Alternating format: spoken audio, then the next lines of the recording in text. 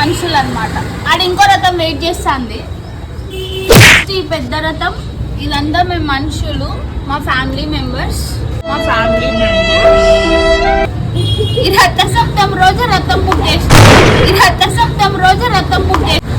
అర్థమైందా?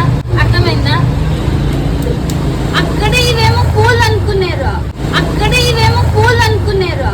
మనుషులు రథం లాగుతున్నాం.